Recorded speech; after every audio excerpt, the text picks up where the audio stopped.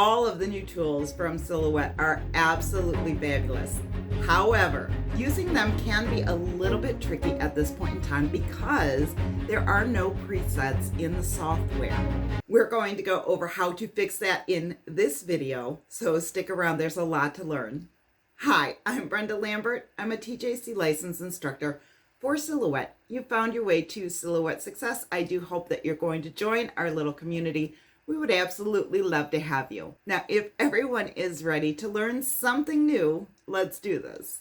I have my page set up to engrave a butterfly on an acrylic blank, and I will be using this setup for the next video as well. But in this video, I just want to take a look at the cut settings. So we're going to head straight over to the send panel. Now, when you're etching with the Curio 2, you can use this setting here, metal sheets etching, but I will be etching on an acrylic blank. And if you look through the presets, there is nothing in here for acrylic at all.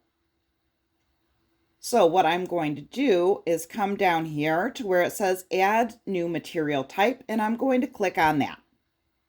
It'll bring up this screen here. And right in here, I can type acrylic blank engraving. That way I'll know exactly what the setting is for, both the material and the action. Then I'm going to click on the plus, and it has added that material to the list. But now we need to modify the settings for our new preset. Let's click on that.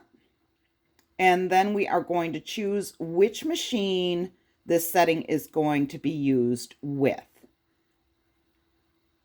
For the engraving, I'm going to use the Curio 2, so I'm going to click on that. If you're running the Cameo 5 or the Portrait 4, you'll click on this one, and then the older machines are over this way. And again, I'm going to click on Curio 2. The first thing you want to do is make sure that you are in the right carriage. With the Curio 2, you engrave with carriage 2, so I'm going to click on that. And you can see that it brings up sketch. You want to go up over here to this plus sign and add power engraver action. You'll choose whichever one you are working with, but in my case, I'm going to be using the power engraver, so that's what I'm going to click on.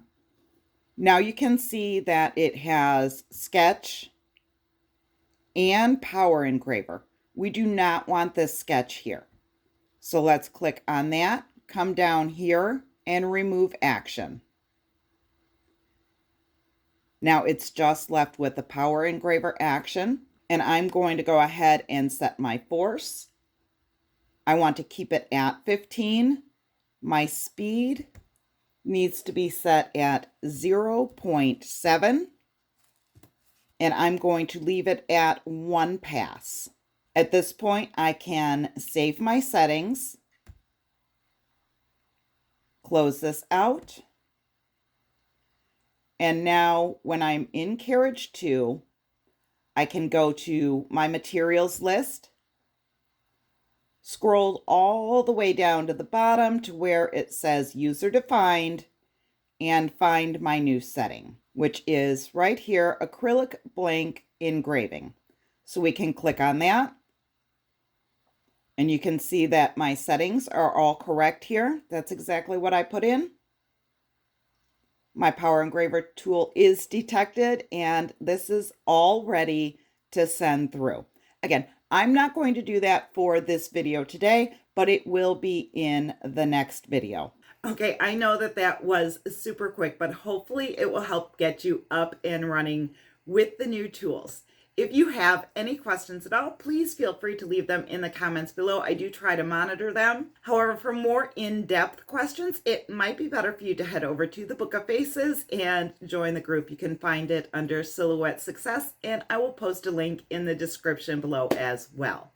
The community is growing quickly, and we have a ton of members in there that are always willing to help. The conversation is great. So I will either see you over there or in the next video, but in the meantime, go create something amazing.